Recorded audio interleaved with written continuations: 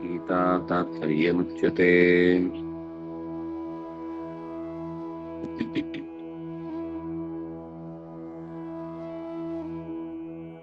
ಗೀತೆಯ ಈ ಚಾತುರ್ವರ್ಣ್ಯಮಯ ಸೃಷ್ಟಂ ಗುಣಕರ್ಮ ವಿಭಾಗಶಃ ತಸ್ಯ ಕರ್ತಾರಮಪಿ ಮಾಂ ವಿದ್ಯ ಕರ್ತಾರಮದೇಂ ಅನ್ನುವ ಮಾತಿನ ಅಡಿಯಲ್ಲಿ ಅನೇಕ ಸಂಗತಿಗಳನ್ನ ನಾವು ನೋಡ್ಬೇಕಿದ್ದದ್ದು. ಅಂದ್ರೆ ಭಾಷ್ಯದಲ್ಲಿ ಬಂತು, ಜೊತೆಗೆ ಅದರ ವಿವರ ತಾತ್ಪರ್ಯದಲ್ಲಿ ಬಂದದ್ದು ನೋಡ್ಬೇಕು. ನಾವು ಸ್ವಲ್ಪ ತಾತ್ಪರ್ಯಕ್ಕೆ ಹೋಗ್ತೀರಾ?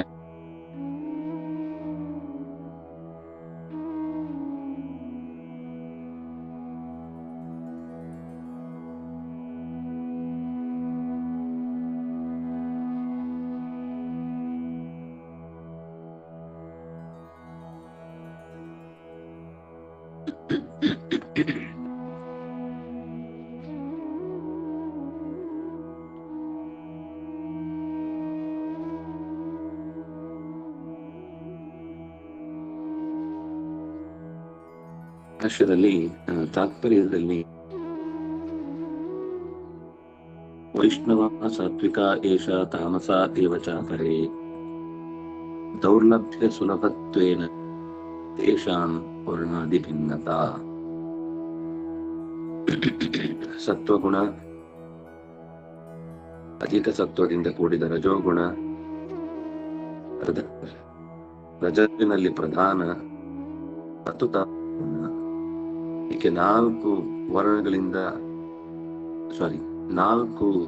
ಮೂರು ಗುಣಗಳಿಂದ ನಾಲ್ಕು ವರ್ಣಗಳು ವಿಭಾಗಗೊಂಡು ಇಷ್ಟೇ ಜನ ಸಾತ್ವಿಕರಿರುತ್ತೆ. ಅಂದ್ರೆ ಪ್ರಧಾನವಾದ ರಜೋಗುಣ ತಮೋ ಗುಣದಿಂದ ನಾಲ್ಕು ವರ್ಣಗಳು ವಿಭಾಗಗೊಂಡಿದೆ. ಈ ಪ್ರಧಾನ ಅಂತ ಹಾಕಿದ್ರೆ ಉದ್ದೇಶ ಏನು ಅಂದ್ರೆ ಅದರಲ್ಲಿ ಮತ್ತೆ ವಿಂಗಡಣೆಗೊಳ್ತಾ ಹೋಗುವಂತಹ ಒಂದು ಅಂಶ ಇದೆ. ಅದರಿಂದಾಗಿ ಇದು ಬಹಳ ಬಹಳ ಬಹಳ ಕ್ರೀಮ್ ಅಂತ ಹೇಳ್ತೇವಲ್ವಾ, ಅಂದ್ರೆ ಕೆನೆ. ಅಂದ್ರೆ ನೀವು ಹಣೆಗೆ ನಾಮ ಹಾಕೊಳ್ಳೋರು ಅಂತ ಯೋಚನೆ ಮಾಡ್ಲೇಬೇಡಿ. ವೈಷ್ಣವ ಅಂದ್ರೆ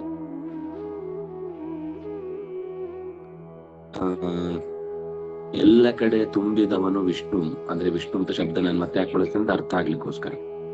ಎಲ್ಲೆಡೆ ತುಂಬಿದ ಜಗತ್ತನ್ನ ಪ್ರಚೋದಿ ಜಗತ್ತಿನ ವ್ಯವಹಾರವನ್ನೆಲ್ಲ ನೋಡಿಕೊಳ್ಳುವವನು. ಅವನು ಪ್ರತಿ ಹಂತಕ್ಕೂ ಆತನಿಗೆ ಅಂದ್ರೆ ಆರಂಭದ ಸಾಧನೆಯ ಮಾರ್ಗದಲ್ಲಿ ಇದು ಅವನಲ್ಲಿ ಸ್ಪಷ್ಟವಾಗಿರಬಹುದು. ಆದ್ರೆ ಅದು ಹೋಗ್ತಾ ಹೋಗ್ತಾ ಅವನು ಯಾವುದೇ ದೇಶ, ಯಾವುದೇ ಭಾಷೆ, ಯಾವುದೇ ಗಡಿ, ಯಾವುದೇ ಲಿಂಗ, ಯಾವುದೇ ಮತ, ಯಾವುದೇ ಮಠ ಎಲ್ಲಿದ್ರೂ ಕೂಡ ಈ ಪ್ರಜ್ಞೆ ಅವನಿಗೆ ಒಳಗಿನಿಂದ ಜಾಗೃತ. ಅವನು ವೈಷ್ಣವ ಅಂತ. ವೈಷ್ಣವ ಜನತೋ ಅಂತ ಒಂದು ನಾವು ಚಿಕ್ಕಂದಿನಲ್ಲಿ ಗಾಂಧಿ ಸ್ಮೃತಿ ಅಂತ ಒಂದು ಕೇಳ್ತಿದ್ವಿ. ಅದು ಸಹ ಹಾಡಿದ್ದು ಒಬ್ರು ಗುಜರಾತಿನ ಸಂತರ ಹೆಸರು ಮರೆತೋಯ್ತು, ಇನ್ನು ವಿಶಿಷ್ಟವಾಗಿದೆ ಹೆಸರು. ಹೆಚ್ಚು ಆ ಹಾಡಿನ ಸರಿಯಾದ ಭಾವನ ಅರ್ಥ ಮಾಡಿಕೊಂಡು ಒಬ್ಬ ಮನುಷ್ಯ ಬದುಕ್ತಾನೆ ಅಂದ್ರೆ ಅವನು ಪೂರ್ಣ ವ್ಯಕ್ತಿ. ಯಾರು ಅವನಿಗೆ ಎಂದು ಈಗ ಹೇಳುವ ಪರಿಧಿಗಳು ಇತ್ಯಾದಿಗಳು ಯಾವುದೂ ಅವನ ತಲೆಯಲ್ಲಿ ನೇರವಾಗಿ ಕಾಣುವುದಿಲ್ಲ. ಆದ್ರೆ ಅದರ ಪದ್ಯದಲ್ಲಿ ಬರೆದ ಅಂಶ ಮಾತ್ರ ಅದು ಓದಿ ನೀವು ಒಂದ್ಸಲ, ತುಂಬಾ ಚೆನ್ನಾಗಿದೆ. ಅವರು ಮಾತ್ರ ವೈಷ್ಣವರು ಅಂತ. ಇನ್ನು ಕೃಷ್ಣ ಅದನ್ನು ಒಂದು ಡೆಫಿನೇಷನ್ ಕೊಟ್ಟದ್ದು, ವೈಷ್ಣವ ಅಂದ್ರೆ ವಾಸುದೇವ ಸರ್ವನಿತಿ ಸಮಹಾತ್ಮ ಸುದುರ್ಲಭ ಅಂತ. ಅವರು ಸುದುರ್ಲಭ, ಸಿಗುದೇ ಕಷ್ಟ ಅಂತವ್ರು. ಅದರಿಂದಾಗಿ ಈ ಕೆಟಗರಿ ಇದೆಯಲ್ಲ, ಇದು ನಾವು ಇವತ್ತು ಇಷ್ಟು ಸಂಖ್ಯೆಯಲ್ಲಿ ಈ ಮತದವರು ಇದ್ದಾರೆ, ಇಷ್ಟು ಸಂಖ್ಯೆಯಲ್ಲಿ ಈ ಮತದವರು ಇದ್ದಾರೆ ಅಂತೆಲ್ಲ ಏನು ಇಷ್ಟು ಜನ ಶ್ರೀ ವೈಷ್ಣವರು, ಇಷ್ಟು ಜನ ಹಾಗೆ ಹೀಗೆ ಇದೆಲ್ಲ ಮೀರಿದ ಬೇರೆಯದೇ ಆದ ಒಂದು ವ್ಯವಸ್ಥೆ ಇದೆ. ಅದು ಸತ್ಯ ಹೇಳ್ಬೇಕು ಅಂದ್ರೆ ಪರಮಾತ್ಮನಿಗೆ ಮಾತ್ರ ಕರೆಕ್ಟ್ ಆಗಿ ಗೊತ್ತಾಗಿರುತ್ತೆ. ಉಳಿದ ಲೋಕದ ಯಾವ ವ್ಯಕ್ತಿಯೂ ಕೂಡ ಆ ಮೂಲಕ ಜಗತ್ತನ್ನ ಅಳಿಲಿಕ್ಕಾಗುದಿಲ್ಲ. ಇನ್ನು ಇದ್ದಾರೆ ಪರಮಾತ್ಮನನ್ನ ಚೆನ್ನಾಗಿ ಆಶ್ರಯಿಸಿದವರು, ಶಾಸ್ತ್ರದಲ್ಲಿ ನಿಪುಣರು, ಅಂದ್ರೆ ಅವರ ಸಂಖ್ಯೆ ಬಹಳ ಕಮ್ಮಿ. ಗುರುತಿಸುವವರ ಸಂಖ್ಯೆ ಕಮ್ಮಿ. ಒಂದು. ಎರಡನೇದು, ಗುರುತಿಸಲಿಕ್ಕೆ ಬೇಕಲ್ವಾ, ಗುರುತಿಸುವವರಿದ್ರು ಕೂಡ ಗುರುತಿಸುವ ಗುಣ ಆತನಲ್ಲಿ ಇರಬೇಕು ಅಂತಂದ್ರೆ ಅದು ಒಂದು ದೊಡ್ಡ ಸಾಹಸ. ಹಾಗೆ ಇದು ಆಗ್ನೇಯ ಪುರಾಣದಲ್ಲಿ ಬಂದ ಮಾತು. ವರ್ಣಾದಿ ಭಿನ್ನತಾ ದೌರ್ಲಭ್ಯ ಸುಲಭತ್ವೇನ ತೇಷಾಂ ಚೂರು ಹೆಚ್ಚು ಕಮ್ಮಿ ಅನ್ನುವ ವ್ಯವಸ್ಥೆಯಿಂದ ಮಾತ್ರ ಇದನ್ನ ಅರ್ಥ ಮಾಡಿಕೊಳ್ಳಿಕ್ಕಾಗತ್ತೆ ಅಂತ. ಕೃಷ್ಣ ಇದರ ವಿಭಾಗವನ್ನ ಮುಂದೆ ಶಮೋದವ ಕರ್ಮೇತಿ ಅಂತ ಹೇಳಿದ್ದಿದೆ. ಶಮೋದವ ತನ್ನ ಶಮ ಅನ್ನುವ ಗುಣ ಯಾವುದೇ ವ್ಯವಸ್ಥೆ ಒಳಗಿದ್ರು ಕೂಡ ಶಮೋ ಮನ್ನಿಷ್ಠತಾ ಬುದ್ಧಿ, ಭಗವಂತನಲ್ಲಿ ಭಕ್ತಿ ಅನ್ನುವುದು, ನಾರಾಯಣನಲ್ಲಿ ಪರಮ ಪ್ರೀತಿ ಅನ್ನುವುದು, ಅವನು ಪರಮ ವೈಷ್ಣವನಾಗಿ ಬಂದಿದ್ರೆ, ಅಂದ್ರೆ ಪರಮ ವೈಷ್ಣವ ಅಂದ್ರೆ ನಾನು ಇವತ್ತಿನ ಪರಂಪರೆಯಲ್ಲಿ ವೈಷ್ಣವನಾಗಿ ಬಂದಿದ್ರೆ ಮಾತ್ರ ಬರಬೇಕು ಅಂತಿಲ್ಲ. ಅವನು ಯಾವ ಚೌಕಟ್ಟಿನಲ್ಲಿದ್ರು ಕೂಡ ಹಾಗಂತ ಹೇಳಿ ವೈಷ್ಣವ ಪರಂಪರೆಯಲ್ಲಿ, ಅಂದ್ರೆ ಪರಂಪರೆಯಲ್ಲಿ ಬಂದವನು ವೈಷ್ಣವ ಬೇಕು ಅಂತಿಲ್ಲ. ವೈಷ್ಣವ ಆಗಿರ್ಬೇಕೆಂದ್ರೆ ನಾನು ಹೇಳ್ತಾ ಇರೋದು ಇನ್ ದ ಸೆನ್ಸ್ ಗುಣ. ಅವನಿಗೆ ಪರಮಾತ್ಮ ಎಲ್ಲೆಡೆ ತುಂಬಿದ್ದಾನೆ ಇದೆಲ್ಲ ಇಲ್ಲ. ಅವನಿಗೆ ಆ ವೇಷ ಹಾಕೊಂಡ್ರೆ ಜನ ಮರ್ಯಾದೆ ಅಂತಿದ್ರೆ ಅವನು ಆ ಅಂದ್ರೆ ಸಾಮಾಜಿಕ ವ್ಯವಸ್ಥೆಯಲ್ಲಿ ಅವನು ಪರಮ ವೈಷ್ಣವ ಅಂತ ನಾವು ಸ್ವೀಕಾರ ಮಾಡೋದಿದೆ. ಆದ್ರೆ ಅದೆಲ್ಲವನ್ನು ಮೀರಿ ಗುಣಗಳಿಂದ ಹೇಳಿದ ಗುಣಕರ್ಮ ವಿಭಾಗಶಃ ಅಂದ್ರೆ ಯಾವುದು ಗುಣ ಅನ್ನೋದಕ್ಕೆ 18ನೇ ಅಧ್ಯಾಯವನ್ನ ನಾವು ಗಮನಿಸಿದ್ರೆ 18ನೇ ಅಧ್ಯಾಯ 42ನೇ ಶ್ಲೋಕ ಆಚೆ ಈಚೆ ಎಲ್ಲ ಬರೀ ಈ ಅಂಶಗಳನ್ನೇ ಹೇಗೆ ಒಬ್ಬ, ಇದು ಭಾಗವತದಲ್ಲಂತೂ ವಿಸ್ತಾರವಾಗಿ ಪ್ರಹ್ಲಾದ ಮಾತನಾಡುವ ಸಂದರ್ಭದಲ್ಲಿ ಬರುತ್ತೆ. ಎರಡು ವ್ಯವಸ್ಥೆಯನ್ನು ಇಟ್ಟುಕೊಂಡು ನಾವು ಇದರ ಹಿಂದೆ ಮುಂದೆ ನೋಡ್ಬೇಕಾಗುತ್ತೆ. ಈಗ ಸದ್ಯಕ್ಕೆ ಇಲ್ಲಿರುವುದೇನು ಮಾತ್ರ ನೋಡೋಣ, ಬೇರೆ ಯಾವುದನ್ನು ಮುಟ್ಲಿಕ್ಕೆ ಹೋಗುದು ಬೇಡ. ಕರ್ಮದ ವಿಭಾಗವನ್ನ ಕೃಷ್ಣ ಹೇಳಿದ್ದು, ಗುಣದ ವಿಭಾಗವನ್ನು ಹೇಳಿದ್ದನ್ನ ಆಗ್ನೇಯ ಪುರಾಣದಿಂದ ತೆಗೆದು ಹೇಳಿದ್ರು. ಕರ್ಮದ ವ್ಯವಸ್ಥೆಯನ್ನು ನಾವು ನೋಡಿದ್ದಾದ್ರೆ ಅವನು ಆಚರಣೆ, ಅಂದರೆ ಇದು ಒಳಗಿನ ಕೆಲವೊಮ್ಮೆ ವರ್ತನೆ ಇದ್ರೂ ಕೂಡ ಅದು ಕಾರ್ಯರೂಪದಲ್ಲಿ ಇಲ್ಲ ಅಂದ್ರೆ ಮತ್ತೆ ಸ್ವಲ್ಪ ನಮಗೆ ಕಸಿವಿಸಿ ಆಗುತ್ತೆ ಅದನ್ನು ವ್ಯವಸ್ಥೆ ನೋಡ್ಕೊಳ್ಳಿಕ್ಕೆ ಹೇಗೆ ಅಂತ. ಅದು ಕ್ರಿಯಾರೂಪದಲ್ಲಿ ಕೆಲವರಿಗೆ ಹೇಳ್ಕೊಳ್ಳಿಕ್ಕೆ ಬರದೇ ಇರಬಹುದು ತನ್ನ ಅಂತರಂಗದಲ್ಲಿರುವ ನಿಜವಾದ ದೇವರ ಬಗೆಗಿನ ಪ್ರೀತಿ, ಆದ್ರೆ ಅವರ ಕಾರ್ಯ ಅದು ಚೆನ್ನಾಗಿ ಹೇಳ್ತಾ ಇರುತ್ತೆ. ಅವರಿಗೆ ತುಂಬಾ ನಿಷ್ಠೆ ಇದೆ ಅಂತ. ಅವರಿಗೆ ಮಾತಿನಲ್ಲಿ ಏನೂ ತೋರಿಸ್ಲಿಕ್ಕೆ ಬರದೇ ಇರ್ಬೋದು, ಆದ್ರೆ ಅವರ ಕ್ರಿಯೆ ಹೇಳ್ತಾ ಇರುತ್ತೆ ಅವರು ತುಂಬಾ ಸಮಾಧಾನದವರು, ಯಾವ ರೀತಿಯ ದುಶ್ಚಟಗಳು ಇರುವುದಿಲ್ಲ, ತುಂಬಾ ಆಂತರಂಗಿಕವಾಗಿ ತನ್ನ ಕಾರ್ಯ ಕಲಾಪಗಳ ಬಗ್ಗೆ ಮೌನ ವಹಿಸಿರುವುದು, ಅಥವಾ ಮಾಡಿಯೂ ತುಂಬಾ ಬೇಸತ್ತು ಹೋಗುವಂತಹ ಅವಮಾನ ಆದಾಗಲೂ ಅದನ್ನ ಸಹಿಸಿಕೊಳ್ಳುವುದು, ಇದೆಲ್ಲ ನಿಜವಾಗಿ ಒಬ್ಬ ವ್ಯಕ್ತಿಯ ಪರೀಕ್ಷೆಯ ಕಾಲ. ಇದೆಲ್ಲ ನಮ್ಗೇನು ಯೋಚನೆ ಬರುತ್ತೆ ಅಂದ್ರೆ ಸಹಜ, ಮನುಷ್ಯನಿಗೆ ಅನೇಕ ತರದ ಸಿಚುವೇಶನ್ಗಳು ಎದುರಾಗಿ ಅದರಿಂದ ಒಂದು ಹೆಕ್ಟಿಕ್ ಆಗುದು ಅಂತ ಹೇಳ್ತೀವಲ್ಲ, ಆ ತರ ತೀವ್ರವಾದ ಅದಕ್ಕೆ ಆಕ್ರೋಶ ಪ್ರತಿಕ್ರಿಯೆ ಕೊಡಬೇಕು ಅಂತ ಅನ್ಸುತ್ತೆ. ಆದ್ರೆ ಭಗವಂತನಲ್ಲಿ ಪ್ರಾಮಾಣ್ಯ, ಭಗವಂತನ ಪರಿಪೂರ್ಣತೆ ಅದನ್ನ ನಾವು ಮನಸ್ಸಿನಲ್ಲಿ ಇಟ್ಟುಕೊಂಡದ್ದಾದ್ರೆ ಆವಾಗ ಈ ದಮ ಶಮ ಇತ್ಯಾದಿಗಳೆಲ್ಲ ಅವನಲ್ಲಿ ಚೆನ್ನಾಗಿ ವ್ಯಾಪಕವಾಗಿ ಮೂಡಿರುತ್ತೆ. ಸಾತ್ವಿಕರಾದವರು ಮಾತ್ರ ವೈಷ್ಣವರಾಗಿರ್ತಾರೆ ಹೊರತು ಉಳಿದವರೆಲ್ಲ ಇನ್ನುಳಿದ ಧರ್ಮಗಳಲ್ಲಿ ಸೇರಿ ಹೋಗ್ತಾರೆ. ಇದನ್ನು ಹೇಗೆ ಗುರುತಿಸ್ತಾರೆ ಅಂದ್ರೆ ವಿಷ್ಣು ಭಕ್ತಿಯ ಹೆಚ್ಚಳ ಮತ್ತು ವಿರಳ ಈ ಅಂಶದಿಂದ ವರ್ಣಗಳ ವಿಂಗಡಣೆ ಮಾಡಿರ್ತಾರೆ. ನಾವು ಹಿಂದಿನ ಪೇಜ್ ಅಲ್ಲಿ ಒಂದೆರಡು ಸಾಲಿದೆ, ಅದಕ್ಕೆ ಇಲ್ಲಿ ಲೈನ್ ಸಿಗ್ತಿಲ್ಲ ನನಗೆ.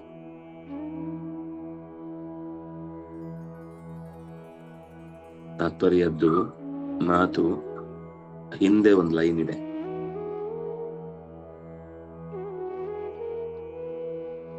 ನೋಡ್ತಾ ಇದ್ದೀರಾ?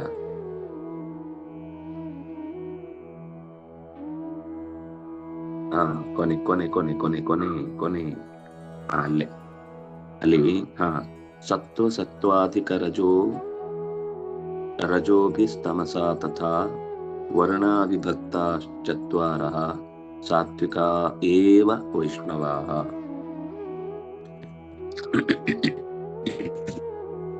ಇದು ಸಾತ್ವಿಕದ ವಿಭಾಗವನ್ನ ಮತ್ತೆ ಬಿಡಿಸಿ ಹೇಳಿತು. ಸತ್ವಾಧಿಕ ರಜೋ, ಸತ್ವವೇ ಅಧಿಕವಾದ ರಜಸ್ಸು, ಆಮೇಲೆ ಪ್ರಧಾನವಾದ ರಜಸ್ಸು ಮತ್ತು ಪ್ರಧಾನವಾದ ತಮಸ್ಸು. ರಜೋಭಿಸ್ತಮಸಾ ತಥಾ ಅನ್ನೋ ಶಬ್ದದಿಂದ ಅಧಿಕ ತಮಸ್ಸು ಅಂತ, ಅದೇ ಪ್ರಧಾನ ತಮಸ್ಸು ಅಧಿಕ ಅಂತಲ್ಲ, ಪ್ರಧಾನ ತಮಸ್ಸು ಅಂತ. ಅದರಲ್ಲಿರುವ ಸೂಕ್ಷ್ಮವಾದ ವಿಭಾಗಗಳನ್ನ ಬಿಟ್ಟು ಪ್ರಧಾನವಾದ ತಮಸ್ಸಿನ ಅಂಶವನ್ನು, ಯಾಕಂದ್ರೆ ಸಾತ್ವಿಕರಲ್ಲೂ ಒಂದಿಷ್ಟು ತಮೋಭಾವ ಇರುತ್ತೆ, ಆದ್ರೆ ಅದು ಹಾನಿಯಾಗುವುದಿಲ್ಲ, ಅವರ ಪಕ್ವತೆಗೆ ಅದು ಕಾರಣ ಆಗುತ್ತೆ. ಹೀಗೆ ಸತ್ವಾಧಿಕ ರಜೋಭಿಸ್ತಮಸಾ ತಥಾ ವರ್ಣಾಭಿಭಕ್ತಾಶ್ಚತ್ವಾರಃ ಸಾತ್ವಿಕ ಏವ ವೈಷ್ಣವಾಃ. ಅವರೆಲ್ಲ ಸಾತ್ವಿಕರು ಮಾತ್ರನೇ ವೈಷ್ಣವರಾಗ್ಲಿಕ್ಕೆ ಸಾಧ್ಯ. ಸಾತ್ವಿಕರಲ್ಲದವರು ಅವರು ವೈಷ್ಣವರಲ್ಲ ಅಂದ್ರೆ ಮತ್ತೆ ವಿಷ್ಣುವಿನ ಪೂಜೆ ಮಾಡಲ್ಲ ಅಂತ ಅರ್ಥ ಅಲ್ಲ. ವಿಷ್ಣು ಪೂಜೆ ಮಾಡ್ತಾರೆ, ಅವರಿಗೆ ಅಂದ್ರೆ ಮೇಲ್ನೋಟಕ್ಕೆ ವ್ಯವಹಾರಕ್ಕೆ ಯಾವುದು ಕಾರಣ ಆಗುತ್ತೋ, ಲಾಭ ಕೊಡುತ್ತೋ, ಸಿದ್ಧಿ ತರುತ್ತೋ ಅಂತದ್ದೆಲ್ಲವನ್ನು ಮಾಡ್ತಿರ್ತಾರೆ ಅವರು. ಆದ್ರೆ ಮನಃಪೂರ್ವಕವಾಗಿ ಆ ದೈವದ ಗುರುತನ್ನ ಸರಿಯಾಗಿ ಅಂತರಂಗಕ್ಕೆ ತಂದುಕೊಂಡು ಪ್ರೀತಿಸುವ ಶಕ್ತಿ ಅದು ಪರಮ. ನಮ್ಗೆ ಈಗ ಉಳಿದವರು ರಾಜಸರು ತಾಮಸರು ಅಂತ ಏನು ವಿಭಾಗಗಳು ಮತ್ತೆ ಮುಂದಿದ್ದು ಹೇಳ್ತಾರೆ, ಅದು ಎಲ್ಲ ಅಸುರಾಹ ಭೂಯಾಂಸಃ. ಇಡೀ ಜಗತ್ನಲ್ಲಿ ಹೆಚ್ಚಿನ ಪಾಲು ಉಳಿದ ಎರಡೇ ಇರುವುದು. ಸೂಕ್ಷ್ಮವಾದ ಪಾಲು ಮಾತ್ರ ಈ ಸಾತ್ವಿಕರ ಬಗ್ಗೆ. ಅಂದ್ರೆ ಸೂಕ್ಷ್ಮ ಅಂದ್ರೆ ನಾನು ಹೇಳ್ತಾ ಇರೋದು ಜಗತ್ತಿನ ವ್ಯವಸ್ಥೆ ದೃಷ್ಟಿಯಿಂದ. ಹಾಗೆ ಅದನ್ನ ಸೇರಿಸಿದಾಗ ಒಂದು ದೊಡ್ಡ ಮೊತ್ತದ ಸಾಧನೆಗೆ ಯೋಗ್ಯವಾದ ಜೀವಗಳು ಖಂಡಿತ ಇರ್ತಾರೆ. ಅದು ಕಾಲಾಂತರದಲ್ಲಿ ಒಂದು ಕಾಲದಲ್ಲಿ ವ್ಯಕ್ತ ಆಗುತ್ತೆ, ಇನ್ನೊಂದು ಕಾಲದಲ್ಲಿ ವ್ಯಕ್ತ ಆಗದೆ ಒದ್ದಾಡ್ತಿರ್ತಾರೆ. ಕರ್ಮ ವಿಭಾಗಂ ಶಮೋದಮ ಇತ್ಯಾದಿನ ವಕ್ಷತಿ. ಅದು ಮುಂದಿನ ಮಾತು. ಸರಿ, ಮುಂದೆ ಹೋಗೋಣ. ಸಾತ್ವಿಕರು ಮಾತ್ರನೇ ಭಗವಂತನ ಪಾರಂ. ಈ ವೈಷ್ಣವರನ್ನು ಶಬ್ದವನ್ನು ಮತ್ತೆ ತಪ್ಪು ತಿಳ್ಕೊಳ್ಬೇಡಿ. ವೈಷ್ಣವ ಅನ್ನುವ ಶಬ್ದ ಇಲ್ಲಿ ಹೇಳ್ತಾ ಇರೋದು ಮತ್ತೆ ಅವರ ವಿಷ್ಣು ಪರಮ ಅಂತ ಉದ್ಘೋಷಣೆ ಮಾಡುವವನು ಅಂತನೂ ಅಲ್ಲ. ಸರ್ವೋತ್ತಮ ಅಂತ ಹೇಳ್ಕೊಂಡು ತಿರುಗೋರಾಗಿದ್ರು ಕೂಡ ಅದು ಕೇವಲ ಘೋಷಣೆ ಮಾತ್ರ ಆದ್ರೆ ಅವನು ವೈಷ್ಣವ ಆಗುದಿಲ್ಲ. ನಾಮ ಹಾಕಿದ ತಕ್ಷಣ ವೈಷ್ಣವ ಆಗುದಿಲ್ಲ. ಅಥವಾ ಬಟ್ಟೆ ಉಟ್ಟು ಅಂತ ವೇಷವನ್ನ ತೊಟ್ಟಿದ್ದಾನೆ, ಚೆನ್ನಾಗಿ ಕುಣಿತಾನೆ, ಮದ್ದಳೆ ಬಡಿತಾನೆ, ಎಲ್ಲವನ್ನೂ ತ್ಯಾಗ ಮಾಡಿದ್ದಾನೆ, ಇಷ್ಟು ಮಾತ್ರದಿಂದ ಯಾರನ್ನೂ ಕೂಡ ನಾವು ಪೂರ್ಣವಾದ ಈ ಕೆಟಗರಿಯಲ್ಲಿ ಸೇರಿಸ್ಕೊಳ್ಳಿಕ್ ಬರುವುದಿಲ್ಲ. ಅದಕ್ಕೆ ಅನೇಕ ಸಂಬಂಧಗಳಿವೆ ಹೇಳಲಿಕ್ಕೆ. ವಿಷ್ಣು ಭಕ್ತಿಯ ಹೆಚ್ಚುಗಾರಿಕೆ. ವಿಷ್ಣು ಭಕ್ತಿಶ್ಚಾನುಗತ ಸರ್ವವರ್ಣೇಶು ವಿಶ್ವತಂ ಆರಭ್ಯ ಹೀಯತೆ ಅಪಿ ಭೇದ ಸ್ವಾಭಾವಿಕಸ್ತಃ. ನಾರದೀಯ ಪುರಾಣದ ಮಾತು ಮತ್ತೆ ಬಂತು. ಒಂದು ಸ್ವಾಭಾವಿಕೋ ಬ್ರಾಹ್ಮಣಾದಿ ಸಮಾಧ್ಯೇರೇವ ಭಿದ್ಯತೆ ಯೋನಿ ಭೇದ ಕೃತೋ ಭೇದ ಜ್ಞೇಯ ಔಪಾಧಿಕಸ್ತ್ವಯಂ.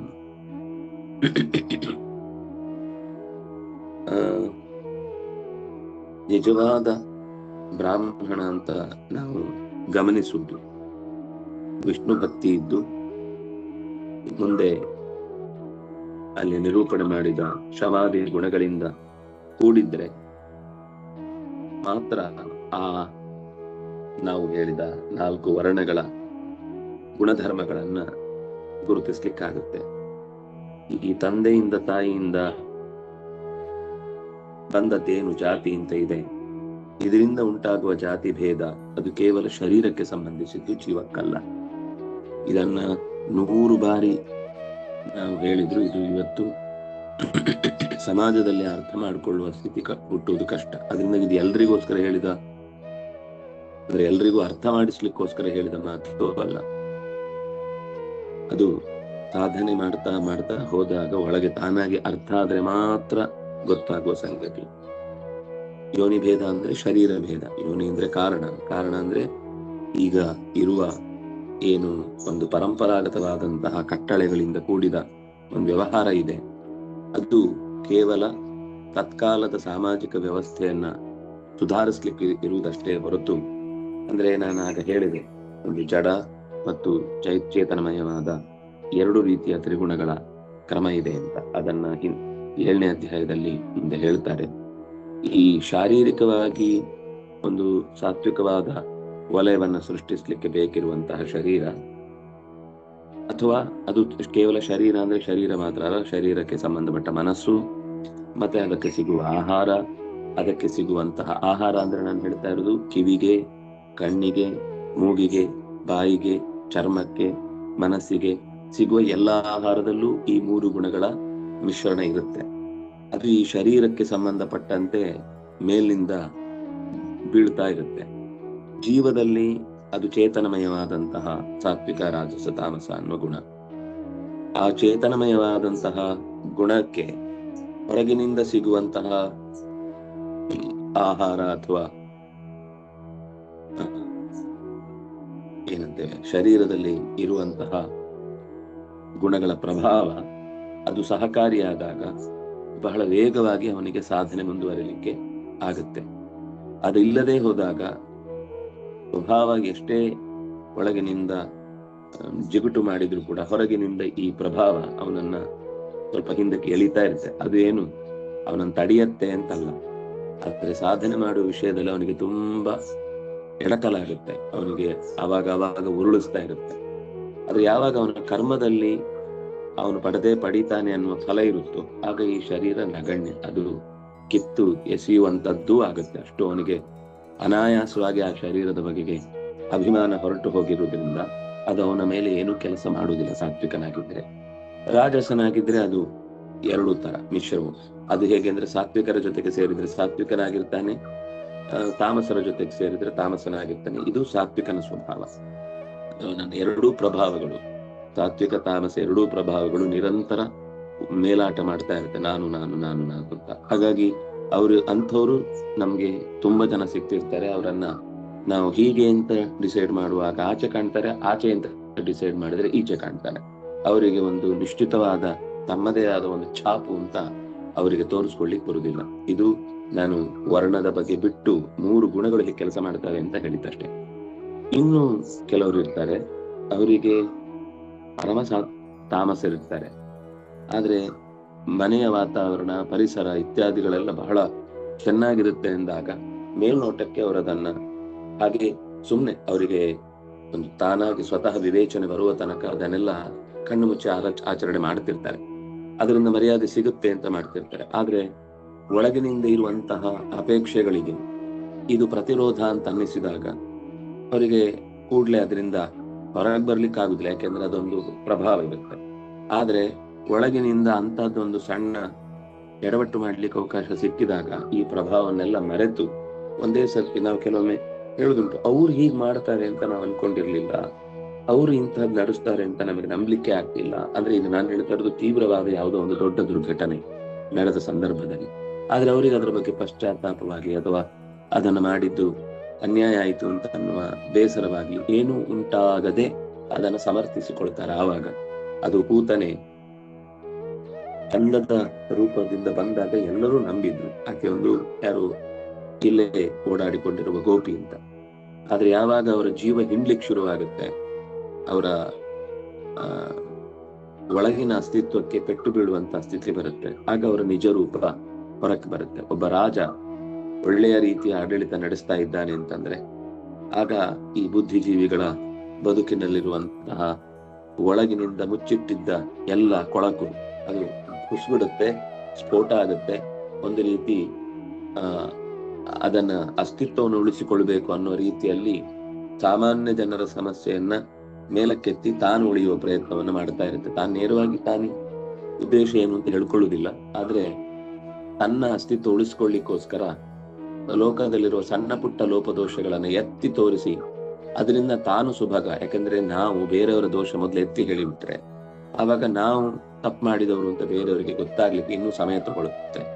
ಇದು ಇವತ್ತು ಲೋಕದಲ್ಲಿ ನಮಗೆ ಸ್ಪಷ್ಟವಾಗಿ ಇಂಥದ್ದು ಬೇಕಾದಷ್ಟು ಕಾಣ್ತಾ ಇರುತ್ತೆ. ತನ್ನಲ್ಲಿ ಕಾಣದಂತಹ ಹುಳುಕುಗಳನ್ನ ಹುದುಗಿಸಿಕೊಂಡು ಉಳಿದಲ್ಲಿ ಸಣ್ಣ ಪುಟ್ಟದಾಗಿ ಮೇಲ್ನೋಟಕ್ಕೆ ಕಾಣುವ, ಯಾಕೆಂದ್ರೆ ಇಷ್ಟು ವೆರೈಟೀಸು ಜಗತ್ತಿನಲ್ಲಿ ಒಂದಲ್ಲ ಒಂದು ರೀತಿಯಲ್ಲಿ ಏನೋ ಒಂದು ಅವ್ಯವಸ್ಥೆಯಿಂದ ಇದ್ದೇ ಇದ್ರು ಕೂಡ, ಅದು ಇರುತ್ತೆ ಅನ್ನೋದು ಸಾಮಾನ್ಯವಾಗಿದ್ರು ಕೂಡ, ಅದನ್ನ ನಾನು ಅನ್ಕೊಳ್ಳೋದು ತೋರ್ಸುದು ಯಾಕೆ ಮಾಡುತ್ತಾರೆ, ಅಷ್ಟು ಯಾಕೆ ಅದರ ಮೇಲಿಂದ ಅವ್ರು ತೋರ್ಸುದು ಉದ್ದೇಶ, ತೋರಿಸೋ ಉದ್ದೇಶ ಅಲ್ಲ, ತಮ್ಮನ್ನ ಬಚ್ಚಿಟ್ಟುಕೊಳ್ಳುವ ಉದ್ದೇಶ ಆಗಿರುತ್ತೆ. ಇದು ಮೂರನೆಯ ಗುಣದಿಂದ ಆಗುವಂತಹ ಪರಿಣಾಮ. ಇಲ್ಲಿ ಶರೀರದ ಭೇದ ಅನ್ನುವುದು ತತ್ಕಾಲದ್ದು, ಅದಕ್ಕೆ ಔಪಾಧಿಕ ಅಂತ ಶಬ್ದ ಬಳಸಿದ್ರು. ಔಪಾಧಿಕ ಅಂದ್ರೆ ಆ ಶರೀರ ಇರುವ ತನಕ ಮಾತ್ರ ಅದರ ಪ್ರಭಾವ ಇರುತ್ತೆ. ಆ ಶರೀರದ ಅಂದ್ರೆ ಅದು ವಿದ್ಯೆ ಪಡಿಲಿಕ್ಕೆ ಯಾವುದೇ ತೊಡಕಾಗುವುದಿಲ್ಲ, ಆದ್ರೆ ಅದರ ಪೂರ್ಣ ಅಭಿವ್ಯಕ್ತಿ ಆಗುವುದಕ್ಕೆ ಆ ಸಮಯವನ್ನ ಅದು ಕಾಯುತ್ತೆ. ಆ ಶರೀರದ ವ್ಯವಸ್ಥೆ ಅಂತ ಅನ್ನೋದನ್ನ ಔಪಾಧಿಕ ಅಂತ ಹೇಳಿದ್ದು ತತ್ಕಾಲದಲ್ಲಿ ಅದು ಪರಿಣಾಮ ಬೀರುತ್ತೆ. ಆದ್ರೆ ಅವನ ಆಂತರಿಕ ಶಕ್ತಿ ಅತ್ಯಂತ ತೀವ್ರವಾದದ್ದಾದ್ರೆ ಮತ್ತು ಕರ್ಮವೂ ಕೂಡ ಅವನ ಅಂದ್ರೆ ಪುಣ್ಯ ಕರ್ಮ ಆತನಿಗೆ ಸಹಾಯಕ್ಕೆ ಬಂತು ಅಂತಾದಾಗ ಅವನು ಎಂಥ ಹೀನ ಸ್ಥಿತಿಯಲ್ಲಿದ್ರೂ ಕೂಡ, ಭಾಷೆ ಬರದೇ ಇರಬಹುದು ಅಥವಾ ಕೊಳಕು ಜಾಗದಿಂದ ಆತ ಬಂದವನಿರಬಹುದು, ಏನೇನೋ ಕೆಲವೆಲ್ಲ ನಾವು ಇವತ್ತು ಹೊರಗಿನಿಂದ ಇಂಥವ್ರು ಹೀಗಿರ್ಲಿಕ್ಕೆ ಸಾಧ್ಯ ಇಲ್ಲ ಅಂತ ಏನ್ ಅನ್ಕೊಳ್ತೇವೆ, ಆ ಮನೆತನದಿಂದಲೂ ಕೂಡ ಅವರಿಗೆ ಒಂದು ಸಂಸ್ಕಾರ ಅಂತೂ ಚೆನ್ನಾಗಿ ಬರುತ್ತೆ. ಯಾಕಂದ್ರೆ ಅದು ಸ್ವಭಾವ ಬಲವಾದಾಗ ಸಂಸ್ಕಾರ ಅಂತೂ ಬರುತ್ತೆ. ಉಳಿದಂತೆ ಅವನು ಸಹಜವಾಗಿ ಎಲ್ಲರ ಜೊತೆಗೆ ತನ್ನ ಅಸ್ತಿತ್ವವನ್ನು ಹೀಗೆ ಅಂತ ಹೇಳ್ಕೊಳ್ಳಿಕ್ಕೆ ಆಗುತ್ತೆ ಇಲ್ಲೋ ಗೊತ್ತಿಲ್ಲ. ಅಂದ್ರೆ ಸಮಾಜ ಗುರುತಿಸುವುದಿಲ್ಲ. ಅವನು ಹೇಳ್ಕೊಳ್ಬಹುದು, ಖುಷಿ ಪಡ್ಬೋದು, ಅವನಿಗೆ ಅದರ ಬಗ್ಗೆ ತಾತ್ಪರ್ಯ, ಇವ್ರಿ ಎದುರುಗಡೆ ನಾನು ನನ್ನನ್ನ ವೈಷ್ಣವ ಅಂತ ಹೇಳ್ಕೊಳ್ಬೇಕು ಅಂತ ಅವನಿಗೇನು ಹಂಬಲ ಕಾಣುವುದಿಲ್ಲ. ಆದ್ರೆ ಅದರ ಗುರುತು ಬರ್ಲಿಕ್ಕೆ ಸ್ವಲ್ಪ ಸಮಯ ತಗೊಳುತ್ತೆ. ಅದೇ ತಾಳ್ಮೆ ಅವನದ್ದು ಆ ಭಕ್ತಿಯ ಹೆಚ್ಚಳಕ್ಕೆ ಮತ್ತು ಸಮಾಜದಲ್ಲಿ ಅಸ್ತಿತ್ವದ ಗುರುತಿಗೆ ಕಣ್ಣು ತೆರೆಸ್ಲಿಕ್ಕೆ ಅಷ್ಟು ಒಳಗಿನಿಂದ ಆಂತರಿಕ ಶಕ್ತಿ ಗಟ್ಟಿಯಾಗಬೇಕಾಗುತ್ತೆ. ಹಾಗಾಗಿ ತತ್ಕಾಲದ ಶರೀರಕ್ಕೆ ಸಂಬಂಧಿಸಿದ ಜಾತಿ ಭೇದಗಳು ಕೇವಲ ಅದು ಸಾಮಾಜಿಕ ವ್ಯವಹಾರವನ್ನು ನಡೆಸಲಿಕ್ಕೆ ಹೊರತು ಅಂತರಂಗದ ಸಾಧನೆಯನ್ನ ನಡೆಸಲಿಕ್ಕೆ ಯಾವತ್ತಿಗೂ ಅದರ ಸಂಬಂಧ ಇಲ್ಲ. ಸ್ವಾಭಾವಿಕ ವರ್ಣಗಳಲ್ಲಿ, ಸ್ವಾಭಾವಿಕ ವರ್ಣ ಅಂದ್ರೆ ನಾನು ಹಾಗೆ ಹೇಳ್ತಾ ಇರೋದು, ನಾವು ಈ 4 ವರ್ಣಗಳ ಬಗ್ಗೆ ಏನು ಮಾತಾಡಿದೆವು, ಈ ಅಷ್ಟೂ ವರ್ಣಗಳಿಗೆ ಸಂಬಂಧಿಸಿದಂತೆ ಸಮಾನವಾದ ಗುಣ ಯಾವುದು ಅಂತಂದ್ರೆ ವಿಷ್ಣು ಭಕ್ತಿ. ವಿಷ್ಣು ಭಕ್ತಿಶ್ಚ ಅನುಗತ ಸರ್ವ ವರ್ಣೇಶು, ಬ್ರಾಹ್ಮಣ, ಕ್ಷತ್ರಿಯ, ವೈಶ್ಯ, ಶೂದ್ರ, ಈ 4 ವರ್ಣಗಳಿಗೆ, ವರ್ಣ ಅಂದ್ರೆ ಇಲ್ಲಿ ಬಣ್ಣ, ಇದು ಮನಸ್ಸಿನ ಬಣ್ಣದ ಕುರಿತಾಗಿ ಮಾತಾಡ್ತಾ ಇರೋದು. ಮನಸ್ಸಿನ ಬಣ್ಣ ಅಂದ್ರೆ ಮತ್ತೆ ಹೊರಗಿನಿಂದ ಬಂದ ಮನಸ್ಸಲ್ಲ, ಜೀವದ ಸ್ವರೂಪಭೂತವಾದ ಮನಸ್ಸಿನ ಬಗ್ಗೆ ಹೇಳ್ತಾ ಇದ್ದಾರೆ. ಯಾಕಂದ್ರೆ ಹೊರಗಿನ ಮನಸ್ಸು ಅನ್ನೋದು ಮತ್ತೆ ಆಹಾರದಿಂದ ಬದಲಾಗ್ತಾ ಇರುತ್ತೆ. ಹೊರಗಿನ ಮನಸ್ಸು ಅನ್ನೋದು ಹೊರಗಿನ ಪ್ರಭಾವಕ್ಕೆ ಬಹಳ ಬೇಗ ಒಳಗಾಗಿ ಅದು ಕಂಪ್ಯೂಟರ್, ಅದ್ರಲ್ಲಿ ನೀವೇನ್ ಫೀಡ್ ಮಾಡ್ತೀರೋ ಅದನ್ನ ಅದು ಕೊಡ್ತಾ ಇರುತ್ತೆ. ಈ ಕಂಪ್ಯೂಟರ್ಗಿಂತ ಒಳಗಿನಿಂದ ಒಂದು ಜೀವದ ನೇರ ಕರೆಂಟ್ ಇರುತ್ತೆ.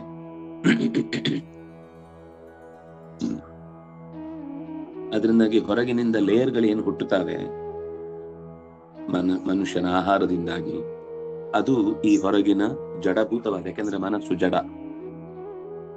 ಜಡಭೂತವಾದ ಸತ್ವರಜ ತಮಸ್ಸು ಗುಣಗಳ ಲೇಪನದಿಂದ ಕೂಡಿರುತ್ತೆ. ಅದರಿಂದಾಗಿ ಯಾಕೆ ನಾವು ಸಾತ್ವಿಕ ಆಹಾರ ಸ್ವೀಕಾರ ಮಾಡಬೇಕು ಅಂದ್ರೆ ನಮ್ಮ ಒಳಮನಸ್ಸಿನ ಬಲವನ್ನ ಸರಿಯಾಗಿ ಪ್ರಯೋಗಿಸ್ಲಿಕ್ಕೆ ಸಹಾಯ ಮಾಡುವುದು ಹೊರಗಿನ ಮನಸ್ಸು. ಆ ಹೊರಗಿನ ಮನಸ್ಸಿನಲ್ಲಿ ನಾವು ತಿಂದ ಆಹಾರದಿಂದಲೇನೆ ಸಾತ್ವಿಕತೆ ಹುಟ್ಟುವುದಾದ್ರಿಂದಾಗಿ ಆ ಸಾತ್ವಿಕತೆ ನಮಗೆ ಸಹಾಯ ಮಾಡಿದಾಗ ಬಹಳ ಬೇಗ ನಾವು ನಮ್ಮ ಗುರಿಯನ್ನ ಸಾಧಿಸ್ಲಿಕ್ಕೆ ಬೇಕಿರುವ, ಸಾಧನೆಗೆ ಬೇಕಿರುವ ವಾತಾವರಣವನ್ನು ಅದು ಸೃಷ್ಟಿ ಮಾಡಿಕೊಡುತ್ತೆ.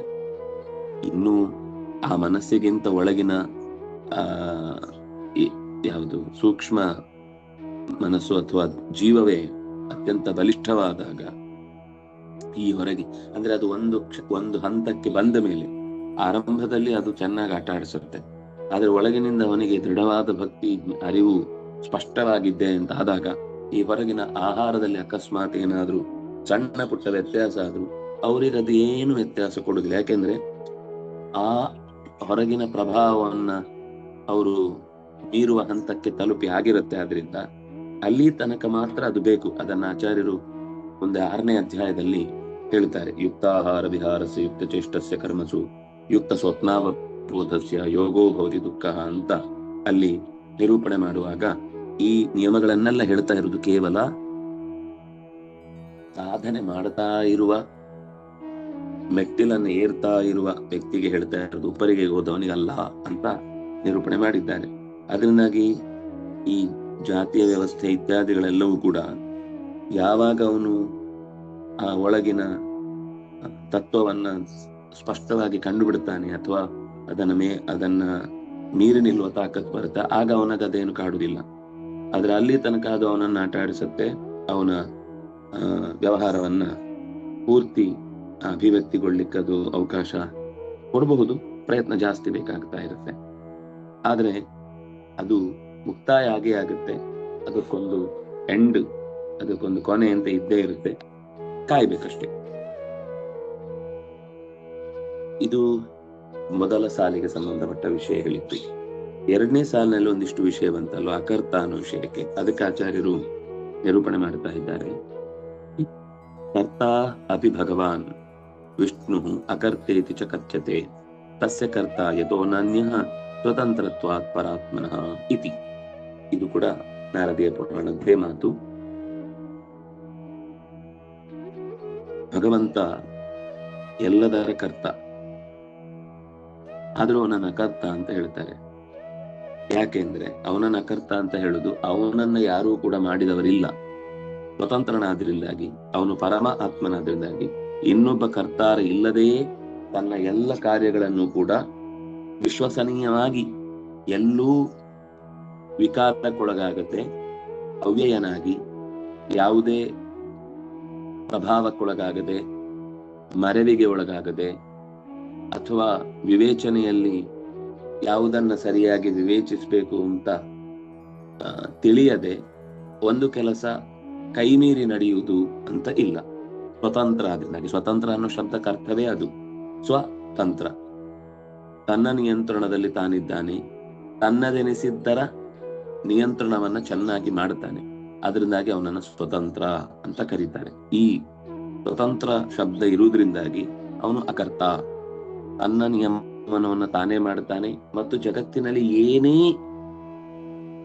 ನಡಿಬೇಕು ಅಂತಿದ್ರು ಅದು ಅವನ ನಿಯಮನದಲ್ಲಿ ನಡೆಯುತ್ತೆ. ಯಾಕೆಂದ್ರೆ ಪರಾತ್ಮ, ಪರ ಆತ್ಮ, ಶ್ರೇಷ್ಠ. ಪರ ಅಂದ್ರೆ ಉತ್ತಮ ಅಂತ ಅರ್ಥ. ಪ್ರಕೃಷ್ಟವಾದ ಆತ್ಮ, ಜ್ಞಾನಾನಂದಮಯವಾದ ಆತ್ಮ. ಅದರಲ್ಲಿ ಜ್ಞಾನ ಬಂತು ಅಂತಂದ್ರೆ ಎಲ್ಲದರ ತಿಳಿವು ಅವನಿಗೆ ಚೆನ್ನಾಗಿ ಇದ್ದೇ ಇರುತ್ತೆ. ಎಲ್ಲೋ ಮಧ್ಯದಲ್ಲಿ ಒಂದ್ ದಿವಸ ಉದುರು ಹೋಗುದು, ಮರ್ತು ಹೋಗುದು, ಕಿರಿಕಿರಿ ಅನ್ಸಿ ಅದು ಗಮನಕ್ಕೆ ಬಾರದೇ ಇರುವುದು, ಈ ತರದ ಅವ್ಯವಸ್ಥೆ ಆತನಲ್ಲಿ ಇಲ್ಲ. ಅಪಿಶಬ್ದ ಅಂತ ಇಲ್ಲಿ ಪ್ರಯೋಗ ಮಾಡಿದ್ರಿಂದ ಅವನು ಅಕರ್ತನಾದರೂ ಅನ್ನೋದನ್ನ ಹೇಳುವ, ಅವನಿಗೆ ಬೇರೆ ಕರ್ತ ಇಲ್ಲ ಅಂತ. ಅವನಿಗೆ ಬೇರೆ ಕರ್ತ ಇಲ್ಲ, ಭಗವಂತನಿಗೆ ಬೇರೆ ಕರ್ತ ಇಲ್ಲ. ಆದ್ರೆ ಎಲ್ಲದರ ಕೆಲವೊಮ್ಮೆ ಹೇಗೆ ಅಂದ್ರೆ ಅವನನ್ನ ಏನು ಮಾಡುದಿಲ್ಲ, ಆದ್ರೆ ಅವನು ಏನು ಮಾಡಲ್ಲ ಅಂತ. ಹಾಗಲ್ಲ, ಅವನು ಎಲ್ಲವನ್ನು ಮಾಡ್ತಾನೆ, ಆದ್ರೆ ಅವನನ್ನು ಯಾವುದು ಮಾಡಲ್ಲ ಅನ್ನೋದನ್ನು ತಿಳಿಸ್ಲಿಕ್ಕೋಸ್ಕರ ಅಲ್ಲಿ ಅಪಿಶಬ್ದದಿಂದ ನಿರೂಪಣೆ ಮಾಡಿದ್ದಾರೆ. ಇಷ್ಟು ಅಪಿಶಬ್ದ ಗುಣ ಸಮುಚ್ಚಯಾರ್ಥ ಕರ್ತಾಮೇ ನಾಸ್ತಿ ಇತ್ಯಪಿ ವಿಧಿ. ನನಗೆ ಕರ್ತ, ನಾನೆಲ್ಲವನ್ನು ಮಾಡ್ತೇನೆ ಅನ್ನೋದನ್ನು ತಿಳ್ಕೊ, ಕರ್ತ. ಆದ್ರೆ ನನ್ನನ್ನು ಯಾವುದು ಮಾಡುದಿಲ್ಲ ಎನ್ನುವುದನ್ನೂ ಅಪಿ ಅನ್ನುವ ಶಬ್ದ ತಿಳಿಸ್ಲಿಕ್ಕೋಸ್ಕರ ಅಲ್ಲಿ ಆ ಜೀವಾಭೇದ ನಿವೃತ್ತ್ಯರ್ಥಂ ನಾಮಿತಿ ವಿಶೇಷಣಂ. ಅದು ಮತ್ತೆ ಮುಂದಿನ ಶ್ಲೋಕಕ್ಕೆ ಸಂಬಂಧಿಸಿದ್ದು ಅನ್ಸುತ್ತೆ. ಯಾಕೆಂದ್ರೆ ಅಲ್ಲಿ 13, 16 ತನಕ ನಂಬರ್ ಹಾಕಿದ್ದಾರೆ. ಇದಕ್ಕೆ ಇನ್ನೊಂದು ಚೂರು ವಿವರಣೆಯನ್ನು ನಾವು ಏನ್ ಬಂದಿದೆ ಅಲ್ಲಲ್ಲಿ ಅದನ್ನ ಒಂದ್ಸರ್ತಿ ನಾಳೆಯ ಚಿಂತನೆಯಲ್ಲಿ ನೋಡೋಣ. ಶ್ರೀ ಹರಿಪ್ರಿಯತಾಂ ಶ್ರೀಕೃಷ್ಣಾರ್ಪಣ.